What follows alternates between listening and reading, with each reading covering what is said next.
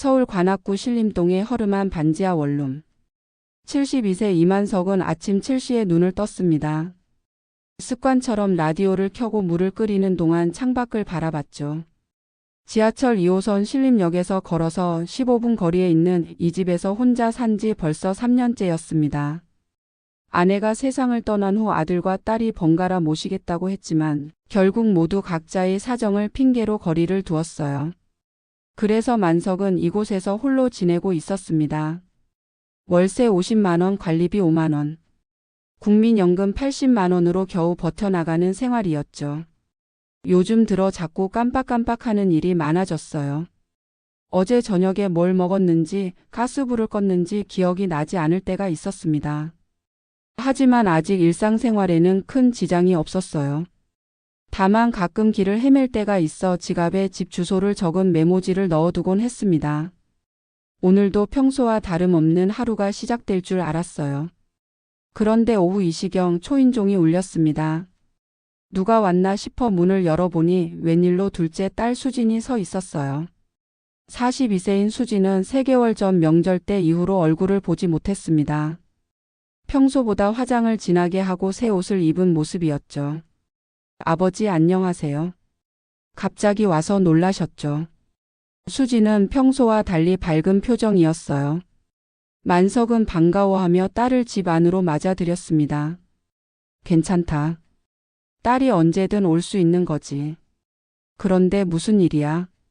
아니에요. 그냥 아버지 얼굴이 보고 싶어서 왔어요. 요즘 어떻게 지내세요? 수진은 냉장고를 열어보며 물었어요. 텅 비다시피 한 냉장고를 보며 잠시 표정이 어두워졌지만 곧 다시 밝게 웃었습니다. 뭐 별일 없이 지내고 있다. 그런데 너는 어떻게 지내냐? 애들은 잘 있고. 네, 다들 잘 있어요. 큰애는 고3이라 입시 준비하느라 바쁘고 작은애는 중2가 되니까 학원비가 만만치 않더라고요. 수진의 목소리에는 미묘한 피로감이 섞여 있었어요. 남편은 회사에서 구조조정으로 인한 압박을 받고 있고 아이들 교육비와 대출 이자만으로도 한 달에 400만 원이 나간다고 했습니다. 힘들구나. 내가 뭘 도와줄 수 있으면 좋겠는데. 만석은 미안한 마음이 들었어요.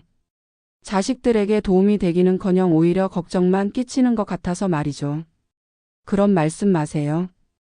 오히려 제가 아버지께 좋은 소식을 가져왔거든요. 수진은 가방에서 여행 브로셔를 꺼내며 환하게 웃었습니다. 아버지, 베트남 여행 어떠세요? 제가 효도 차원에서 모시고 가려고 해요. 만석은 눈을 동그랗게 떴어요. 태어나서 해외여행이라고는 해본 적이 없었거든요. 젊을 때는 여유가 없었고 나이가 들어서는 엄두도 못 냈던 일이었습니다. 해외여행을 내가 할 수 있을까? 여권도 없는데. 여권은 제가 대신 만들어 드릴게요. 베트남은 비자도 필요 없어서 간단해요. 날씨도 따뜻하고 음식도 우리 입맛에 맞다고 하더라고요. 수진은 브로셔를 펼치며 열심히 설명했어요. 하롱베이의 아름다운 풍경, 맛있는 쌀국수, 저렴한 물가까지.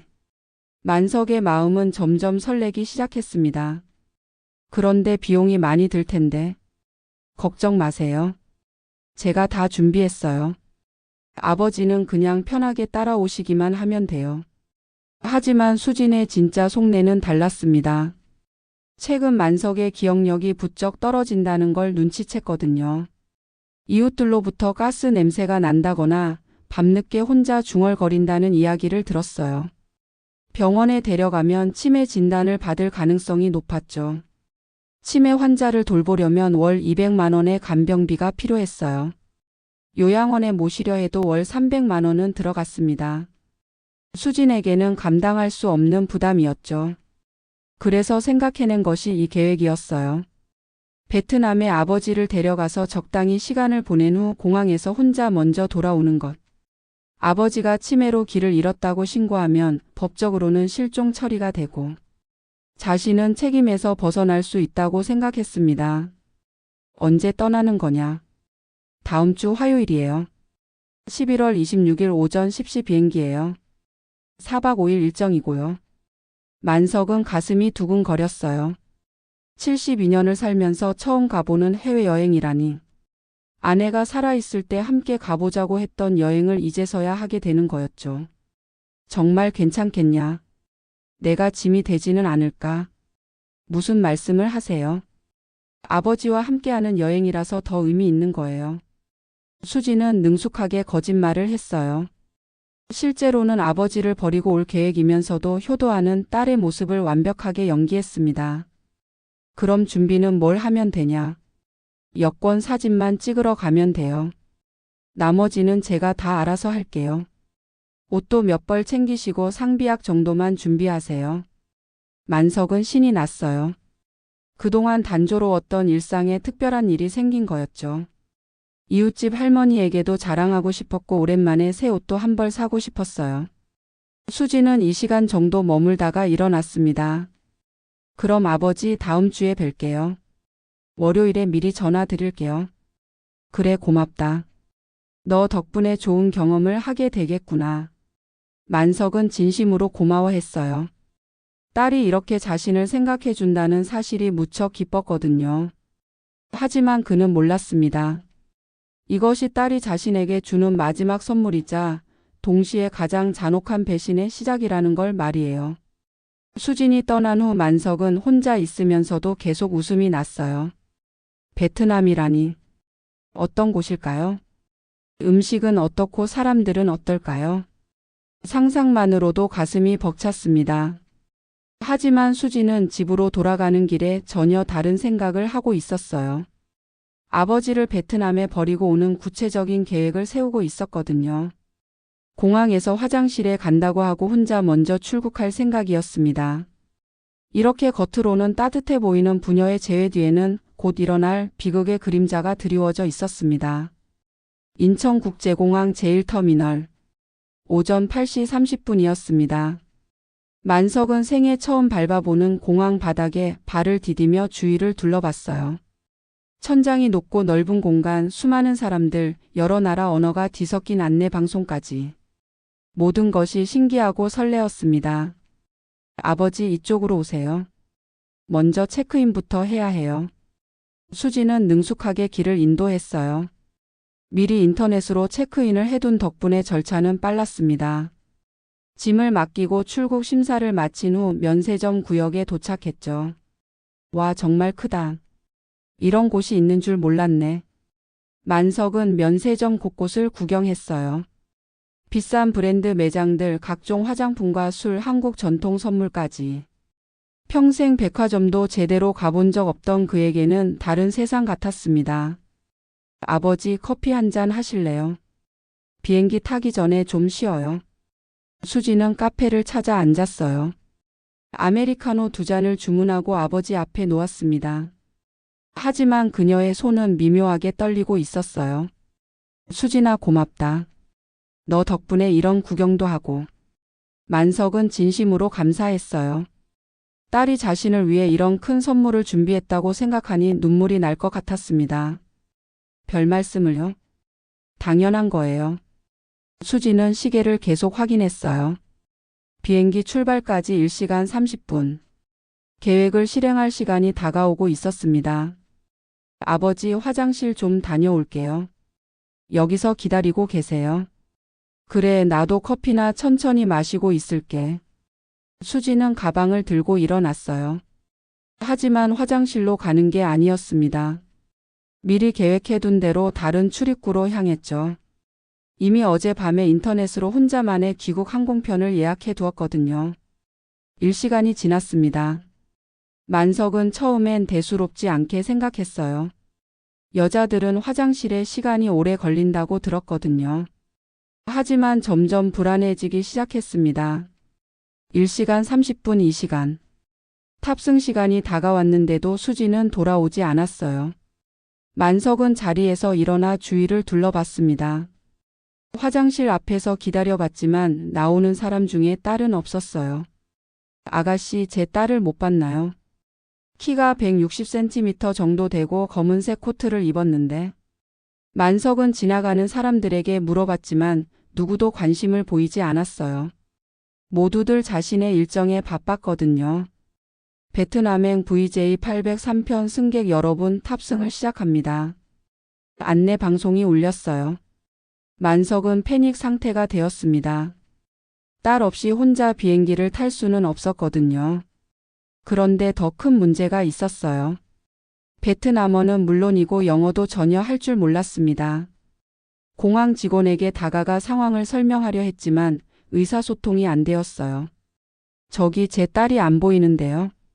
같이 베트남 가기로 했거든요. 임사리 아이디오엔티 스피크 코리언. 잉글리시 플리즈. 만석은 당황했어요. 영어라니. 평생 한국말만 써온 그에게는 외계어나 다름없었습니다. 손짓 발짓을 해봤지만 제대로 전달되지 않았어요. 마지막 탑승 안내가 나왔습니다. 만석은 어쩔 수 없이 혼자 비행기에 올랐어요. 딸이 먼저 탑승했을 거라고 생각했거든요. 기내에서 만날 수 있을 거라는 희망을 품고 말이죠. 하지만 비행기 좌석에 수지는 없었어요. 옆자리가 비어 있는 걸 보고 만석은 이상함을 느꼈습니다. 승무원에게 물어보려 했지만 역시 언어가 통하지 않았어요. 5시간 후 호찬이 공항에 도착했습니다. 만석은 수진이 먼저 내렸을 거라고 생각하며 출입국 심사를 받았어요. 하지만 도착장에 나와도 딸은 보이지 않았습니다. 수진아, 수진아. 만석은 큰 소리로 딸 이름을 불렀어요. 하지만 대답은 없었습니다. 주위 사람들이 그를 이상하게 쳐다봤지만 그런 건 중요하지 않았어요. 한국어를 하는 사람을 찾아야 했어요. 다행히 한국인 관광객 몇 명을 발견했습니다. 실례합니다. 저희 딸을 못 봤나요? 같이 여행 왔는데 안 보여서요. 아저씨 혹시 딸분과 헤어지셨어요? 연락은 해보셨고요. 만석은 휴대폰을 꺼내 수진에게 전화를 걸었어요. 하지만 전화는 꺼져 있었습니다. 전화가 안 돼요. 어떻게 해야 하죠? 한국 영사관에 연락해 보시는 게 좋을 것 같은데요. 아니면 현지 경찰에 신고하시거나. 하지만 만석에게는 그런 절차가 너무 복잡했어요. 영사관이 어디 있는지도 모르고 베트남 경찰과는 의사소통도 안 되니까요. 첫날 밤 만석은 공항 의자에서 잠을 청했어요. 딸이 내일은 나타날 거라고 생각하며 말이죠. 하지만 딸은 이미 한국으로 돌아가 있었습니다.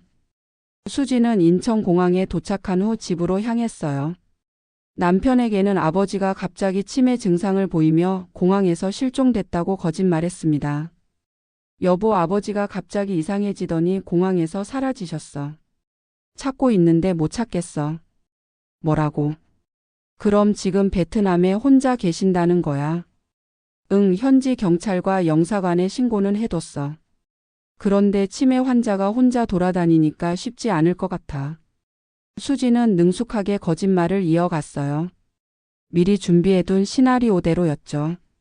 한편 베트남에서 만석은 2일째를 맞고 있었어요. 공항 직원들이 그를 걱정스럽게 바라봤지만 언어 때문에 정확한 상황 파악이 어려웠습니다. 지갑에 든 돈은 10만 원뿐. 환전도 못한 상태였어요. 공항 편의점에서 물과 컵라면을 사 먹으며 버텨야 했습니다. 딸은 왜 안 오는 걸까요? 혹시 무슨 일이 생긴 건 아닐까요? 만석은 점점 불안해졌어요. 처음엔 단순히 길을 잃었다고 생각했지만 이제는 뭔가 잘못됐다는 걸 느끼기 시작했습니다. 하지만 그는 아직 진실을 알지 못했어요. 자신이 완전히 버려졌다는 사실을 말이죠. 3일째 아침 만석은 공항 화장실에서 세수를 했어요. 거울 속 자신의 모습은 초라했습니다. 며칠 못 씻은 얼굴, 구겨진 옷, 절망에 찬 눈빛. 72년을 살면서 이런 공경에 빠져본 적이 없었어요. 아저씨 괜찮으세요? 뒤에서 한국어가 들렸습니다. 만석은 깜짝 놀라며 돌아봤어요. 40대 중반으로 보이는 남자가 걱정스러운 표정으로 그를 바라보고 있었습니다. 아, 한국 분이세요? 정말 다행이다. 만석은 마치 구세주를 만난 것처럼 반가워했어요. 네, 저는 박대호라고 합니다. 베트남에서 사업하고 있어요. 아저씨는 어쩐 일로 공항에서 며칠째 계시는 거예요? 박대호는 베트남에서 의류 사업을 하는 교민이었어요. 한국으로 출장을 다녀오는 길에 공항에서 계속 같은 자리에 앉아 있는 만석을 발견했던 거죠. 실은 제 딸과 함께 여행을 왔는데 딸이 갑자기 사라졌어요. 3일째 찾고 있는데 연락도 안 되고. 만석은 자초지종을 설명했어요. 박대호는 이야기를 들으며 점점 심각한 표정이 되었습니다. 그게 정말이에요. 딸분이 갑자기 사라졌다고요. 네, 화장실 간다고 하고는 안 돌아와요. 전화도 꺼져 있고. 박대호는 내심 이상하다고 생각했어요. 요즘 같은 세상에 딸이 아버지를 두고 갑자기 사라질 리가 없었거든요. 하지만 우선 눈앞의 노인을 도와야겠다고 생각했습니다. 일단 제가 도와드릴게요. 한국 영사관에 연락해 보시죠. 그리고 현지 경찰에도 신고하시고. 정말 고맙습니다. 혼자서는 어떻게 해야 할지 몰랐어요. 박대호는 만석을 영사관으로 데려갔어요. 통역을 도우며 실종 신고를 접수했습니다. 하지만 영사관 직원도 이런 경우는 처음이라며 당황했어요. 일단 한국에 있는 가족들에게 연락을 취해보겠습니다. 그런데 딸분 연락처를 알려주시겠어요? 만석은 수진의 전화번호를 알려줬어요. 영사관에서 수진에게 연락했지만 수진은 미리 준비해둔 대로 대답했습니다. 아버지가 요즘 치매 기운이 있으셔서 걱정했는데 역시 그런 일이 생겼네요. 저도 찾으러 가고 싶지만 아이들 때문에 쉽지 않아서요. 영사관 직원은 수진의 말을 액면 그대로 받아들였어요. 치매 환자가 길을 잃는 일은 종종 있는 일이니까요. 박대호는 만석을 호텔로 데려갔어요. 우선 며칠 쉬면서 상황을 지켜보자고 했습니다. 만석은 눈물을 글썽이며 고마워했어요. 정말 고맙습니다. 이런 신세를 지게 되다니. 괜찮습니다. 같은 한국 사람끼리 도와야죠. 하지만 박대호에게도 사정이 있었어요. 베트남에서 의류 공장을 운영하고 있었는데 최근 코로나 여파로 경영이 어려워진 상태였습니다. 한국 바이어들이 주문을 취소하면서 자금난에 시달리고 있었어요. 며칠 후 박대호는 만석에게 조심스럽게 말을 꺼냈어요. 아저씨, 죄송한 말씀이지만 제가 요즘 사업이 어려워서요. 계속 도와드리고 싶지만 제 형편도 넉넉하지 않아서. 박대호는 진심으로 미안해했어요. 하지만 자신도 직원들 월급을 제때 주지 못하는 상황에서 남을 계속 도울 여력이 없었거든요. 아니에요. 그동안 도와주신 것만으로도 감사해요. 만석은 박대호를 탓할 수 없었어요. 남이 자신을 도와주는 게 당연한 건 아니니까요. 하지만 마음은 무너져 내렸습니다. 이제 정말로 혼자가 된 거였어요. 영사관에 다시 가보시죠. 뭔가 다른 방법이 있을지도 모르니까. 박대호는 마지막으로 만석을 영사관에 데려다 줬어요. 하지만 영사관에서도 별다른 해결책을 제시하지 못했습니다. 가족분들이 모셔가시면 좋겠지만 현재로서는 연락이 안 되는 상황이네요. 일단 현지 사회복지기관에 연락해 보겠습니다. 만석은 절망했어요. 딸은 연락도 안 되고 도와주던 교민도 떠나고 영사관마저 속 시원한 답을 주지 못하니까요. 그날 밤 만석은 다시 공항으로 돌아갔어요. 호텔비조차 부담이 되었거든요. 공항 의자에 누워 천장을 바라보며 생각했습니다. 내가 뭘 잘못했을까? 딸에게 무슨 잘못을 했기에 이런 일을 당하는 걸까? 하지만 아무리 생각해도 답이 나오지 않았어요. 그저 자신이 딸에게 부담이 되었다는 것, 그래서 버려졌다는 것만이 점점 명확해졌습니다. 박대호는 집으로 돌아가면서도 마음이 편치 않았어요. 하지만 어쩔 수 없는 일이었습니다. 자신도 가족을 부양해야 하고 사업을 살려야 했거든요. 이런 복잡한 가족 문제에 깊이 개입했다가는 오히려 더 큰 문제가 생길 수도 있었어요. 현실적으로 생각할 수밖에 없었습니다. 결국 만석은 다시 혼자가 되었어요. 잠깐의 희망이었지만 그마저도 사라진 거였죠. 이제 그에게 남은 건 절망뿐이었습니다. 일주일이 더 지났습니다. 만석은 공항에서 버티고 있었지만 몸은 한계에 달했어요. 72세의 나이에 제대로 씻지도 못하고 컵라면과 물만으로 버티기에는 무리였습니다. 11월 초에 베트남은 여전히 덥고 습했어요. 에어컨이 나오는 공항 안에서도 땀이 났고 옷은 며칠째 갈아입지 못해 냄새가 났습니다. 지갑 속 돈도 이제 2만 원 정도밖에 남지 않았어요. 7일째 되는 날 오후 만석은 화장실에서 쓰러졌습니다. 탈수와 영양실조, 극도의 스트레스가 겹친 결과였어요. 청소하던 베트남 직원이 발견해 119에 신고했습니다. 병원으로 실려간 만석은 3일간 의식을 잃었어요. 깨어났을 때 주위에는 베트남 의료진들이 있었습니다. 하지만 그들의 말은 전혀 알아들을 수 없었어요. KHN? 할아버지 괜찮으세요? 의사가 베트남어로 물었지만 만석은 고개만 저었어요. 몸짓으로 자신이 한국 사람이라는 걸 알렸습니다. 한국 영사관에서 연락을 받고 직원이 병원에 왔어요.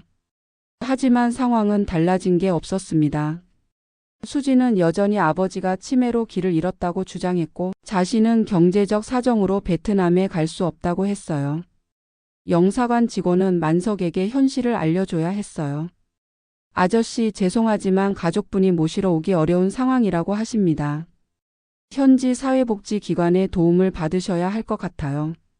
만석은 그제야 모든 걸 깨달았어요. 딸이 자신을 의도적으로 버렸다는 것을. 효도 여행이라는 건 거짓말이었고 처음부터 자신을 여기에 버리고 갈 계획이었다는 것을. 그렇구나. 수진이가 나를 버린 거구나. 만석의 목소리에는 분노보다는 깊은 슬픔이 배어 있었어요. 72년을 살면서 가장 큰 배신을 당한 거였습니다. 베트남 당국은 만석을 호찬이시 노인보호시설로 이송했어요. 한국으로 돌아갈 방법이 없는 이상 현지에서 보호받을 수밖에 없었거든요. 시설에 도착한 첫날 만석은 완전히 위축되어 있었어요. 주인은 모두 베트남 노인들이었고 말도 통하지 않았습니다. 직원들은 친절했지만 의사소통이 안 되니 답답했어요. 그때 한 베트남 할머니가 다가왔어요. 78세의 흐엉이였습니다. 그녀는 만석의 상황을 직감적으로 이해했어요. 언어는 달라도 외로움과 절망은 같았거든요. 흐엉은 만석 옆에 앉아 손을 잡아줬어요. 말은 통하지 않았지만 따뜻한 손길이 만석의 마음을 조금 달래줬습니다. 베트남에서는 노인을 공경하는 문화가 깊이 뿌리박혀 있었어요. 가족이 노인을 돌보는 것을 당연하게 생각했죠. 그래서 시설 직원들도 만석의 상황을 이해하기 어려워했습니다. 직원 중 한 명인 투아는 대학에서 한국어를 배운 적이 있었어요. 비록 유창하지는 않았지만 기본적인 의사소통은 가능했습니다. 할아버지 한국 가족 왜 안 와요? 투안이 서툰 한국어로 물었어요. 만석은 눈물을 글썽이며 대답했습니다. 딸이 나를 버렸어요. 처음부터 여기에 버리고 갈 계획이었나 봐요. 투아는 믿을 수 없다는 표정이었어요. 베트남에서는 상상하기 어려운 일이었거든요. 시설에서의 첫 한 개월은 정말 힘들었어요. 만석은 우울증에 빠져 거의 말을 하지 않았습니다. 음식도 제대로 먹지 않아 몸무게가 10kg이나 빠졌어요. 하지만 흐엉 할머니는 계속 만석 곁에 있어줬어요. 베트남어로 옛날 이야기를 들려주고 함께 산책을 하며 조금씩 마음을 열게 했습니다. 흐엉도 사연이 있었어요. 5년 전 남편이 세상을 떠난 후 아들 가족과 함께 살았는데 며느리와 갈등이 생겨 시설에 오게 된 거였습니다. 하지만 가족들은 정기적으로 면회를 와서 안부를 물었어요. 만석은 흐엉을 통해 조금씩 베트남어를 배우기 시작했어요. 처음에는 안녕하세요, 고맙습니다 같은 간단한 인사말부터 시작했습니다. 2개월이 지나면서 만석은 조금씩 시설 생활에 적응해 갔어요. 다른 할아버지들과 체스를 두거나 정원에서 채소를 기르는 일을 도왔습니다. 언어는 통하지 않았지만 몸짓과 표정으로 소통했어요. 한국에서는 수진이 아버지의 집을 정리하고 있었어요. 실종 신고를 한 지 3개월이 지났으니 법적으로 문제없다고 생각했습니다. 전세금 8천만 원을 회수해 자신의 대출금을 갚았어요. 남편은 처음에는 의구심을 표했지만 수진이 아버지가 치매 초기라서 이런 일이 생겼다고 계속 말하니 그런가 보다 했습니다. 여보, 그래도 아버지 걱정되지 않아? 베트남에서 혼자 계실 텐데. 걱정되지. 하지만 우리가 갈 수도 없는 노릇이고 현지에서 보호받고 계실 거야. 수지는 마음 한구석에 죄책감을 애써 무시했어요. 아이들 교육비와 생활비를 생각하면 어쩔 수 없는 선택이었다고 자신을 합리화했습니다. 만석은 시설에서 6개월을 보냈어요. 이제는 간단한 베트남어로 의사소통이 가능했고 다른 할아버지들과도 친해졌습니다. 하지만 마음 깊은 곳의 상처는 아물지 않았어요. 가끔 한국이 그리웠어요. 신림동 반지하 라디오 소리, 동네 할머니들과의 수다. 그 모든 것들이 꿈처럼 느껴졌습니다. 하지만 이제는 돌아갈 곳이 없다는 걸 알았어요. 2027년 봄 만석이 베트남에 온 지 2년 6개월이 지났습니다. 이제 75세가 된 그의 모습은 많이 변해 있었어요. 머리는 완전히 하얗게 새었고 몸무게도 20kg 가까이 빠져 있었습니다. 시설에서의 생활에는 적응했지만 건강은 점점 나빠지고 있었어요. 당뇨병이 생겼고 혈압도 높아졌습니다. 무엇보다 치매 증상이 조금씩 나타나기 시작했어요. 처음에는 어제 있었던 일을 깜빡하는 정도였어요. 점심에 뭘 먹었는지 누구와 이야기했는지 기억이 나지 않았습니다. 하지만 점점 증상이 심해져서 한국어도 자주 잊어버리게 되었어요. 흐엉 할머니는 변해가는 만석을 지켜보며 안타까워했어요. 언어는 달랐지만 2년 넘게 함께 지내면서 가족 같은 사이가 되었거든요. 만석이 헤맬 때마다 손을 잡아주고 길을 알려주었습니다. SOKNCMI. 석 할아버지 밥 드세요. 흐엉이 베트남어로 말하면 만석은 고개를 끄덕였어요. 이제는 한국어보다 베트남어가 더 익숙해진 상태였습니다. 한국에서는 수진이 평범한 일상을 보내고 있었어요. 큰아이는 대학에 진학했고 작은아이도 고등학생이 되었습니다. 아버지를 베트남에 버린 지 3년이 가까워지고 있었지만 이제는 그 일을 거의 생각하지 않았어요. 가끔 TV에서 해외 실종자나 노인 유기 뉴스가 나오면 잠깐 마음이 불편했지만 곧 다른 일로 마음을 돌렸습니다. 아이들 교육비와 생활비에 쫓기다 보니 다른 걸 생각할 여유도 없었거든요. 여보, 아이들 대학 등록금 마련은 어떻게 할 거야? 걱정 마. 아버지 집 전세금으로 큰애 등록금은 해결했고 작은애 것도 어떻게든 마련할 거야. 수지는 아직도 아버지의 돈으로 생활하고 있었어요. 하지만 죄책감은 느끼지 않았습니다. 어차피 아버지가 돌아가시면 상속받을 돈이었다고 생각했거든요. 2027년 여름 만석의 상태가 급격히 악화되었어요. 치매가 중기로 진행되면서 자신이 누구인지도 가끔 잊어버렸습니다. 흐엉 할머니의 얼굴도 알아보지 못할 때가 많아졌어요. 흐엉이 말에도 만석은 멍한 표정으로 그녀를 바라봤어요. 가끔은 흐엉을 수진으로 착각하기도 했습니다. 수진아, 왜 이제야 왔니?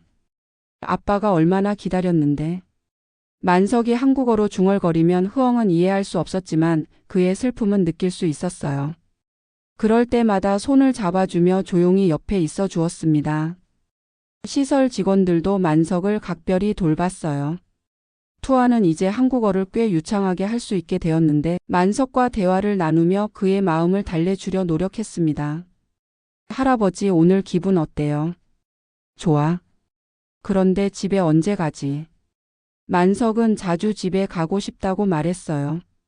하지만 그가 말하는 집이 한국인지 아니면 어린 시절의 고향인지 알 수 없었습니다. 치매로 인해 시간과 공간이 뒤섞여 있었거든요. 2027년 11월 만석이 베트남에 온 지 정확히 3년째 되는 날이었어요. 그는 침대에 누워 있었습니다. 지난 1개월간 거의 일어나지 못했어요. 몸무게는 40kg대까지 떨어졌고 음식도 제대로 삼키지 못했습니다. 흐엉은 매일 만석 곁에 앉아 있었어요. 그의 손을 잡고 베트남 전래동화를 들려주거나 조용한 노래를 불러주었습니다. 언어는 통하지 않았지만 목소리만으로도 위로가 되었어요. 어느 날 아침 만석은 갑자기 맑은 정신을 되찾았어요. 마지막 순간의 회광반조였습니다. 흐엉. 만석이 흐엉의 이름을 또렷하게 불렀어요. 흐엉은 깜짝 놀라며 그의 손을 꽉 잡았습니다. 고마워. 정말 고마워. 만석은 베트남어와 한국어를 섞어가며 말했어요. 흐엉은 눈물을 흘리며 고개를 끄덕였습니다. 서로 말은 통하지 않았지만 마음은 통하고 있었어요. 수진, 수진아. 만석은 마지막으로 딸의 이름을 불렀어요. 분노가 아닌 그리움이 담긴 목소리였습니다. 아무리 배신당했어도 딸은 딸이었거든요. 그날 오후 3시 17분 만석은 조용히 숨을 거뒀어요. 흐엉이 그의 손을 잡고 있었고 투항과 다른 시설 직원들이 지켜보는 가운데였습니다. 흐엉은 만석의 눈을 감겨주며 베트남어로 기도했어요. 비록 종교는 달랐지만 그의 영혼이 편안히 쉬기를 바라는 마음이었습니다. 베트남에서는 시설에서 돌아가신 분들을 위한 간단한 장례를 치러줍니다. 만석도 마찬가지였어요. 흐엉과 시설 직원들 그리고 함께 지냈던 할아버지들이 참석한 소박한 장례식이었습니다. 한국 영사관을 통해 수진에게 부고가 전해졌어요. 전화를 받은 수진은 잠시 말을 잇지 못했습니다. 아버지가 돌아가셨다고요? 네, 현지 시설에서 자연사 하셨습니다. 장례는 어떻게 하시겠습니까? 수진은 잠시 망설였어요. 베트남까지 가서 장례를 치르자니 비용도 많이 들고 그렇다고 시신을 한국으로 모셔오자니 더 복잡했습니다. 현지에서 간단히 처리해 주세요. 그렇게 만석은 베트남 땅에 묻혔어요. 고향에서 7,000km 떨어진 낯선 땅에서 말이죠. 장례를 마친 후 흐엉은 만석의 무덤을 찾았어요. 간소한 비석에는 이만석 1952-2027이라고만 적혀 있었습니다. 흐엉은 꽃을 놓고 조용히 앉아 있었어요. 수진은 부고를 받은 후 며칠간 마음이 복잡했어요. 죄책감과 안도감이 뒤섞인 기묘한 감정이었습니다. 하지만 일상은 계속되었어요. 아이들은 아버지가 돌아가셨다는 소식에 잠깐 슬퍼했지만 사실 할아버지와 친하지 않았던 터라 크게 동요하지 않았습니다. 장례비로 200만 원이 청구되었어요. 수진은 그 돈을 송금하면서 이제 모든 게 끝났다고 생각했습니다. 그로부터 몇 달 후 수진은 우연히 TV에서 노인 유기에 관한 프로그램을 보게 되었어요. 경제적 부담을 이유로 치매 노인을 유기하는 사례들이 나왔습니다. 프로그램을 보던 수진은 갑자기 눈물이 났어요. 여보, 왜 그래? 남편이 걱정스럽게 물었지만 수진은 대답하지 않았어요. 자신이 한 일이 얼마나 끔찍한 일인지 그제야 깨달았거든요. 하지만 이미 돌이킬 수 없었습니다. 베트남에서 흐엉은 가끔 만석의 무덤을 찾았어요. 그리고 베트남어로 근황을 들려주었습니다. 시설에 새로 온 할아버지 이야기, 정원의 핀꽃 이야기, 계절이 바뀌는 이야기를 말이죠. 만석은 결국 가족의 품에서 생을 마감하지 못했어요. 하지만 흐엉이라는 따뜻한 사람을 만나 완전히 외롭지는 않았습니다. 언어와 문화는 달랐지만 인간적인 사랑만큼은 받을 수 있었거든요. 가족에게 버려져 타국에서 맞은 죽음. 하지만 그 마지막 순간까지 그를 지켜준 것은 혈연이 아닌 한 베트남 할머니의 따뜻한 손길이었습니다. 진정한 가족의 의미가 무엇인지를 보여주는 씁쓸하면서도 따뜻한 결말이었어요.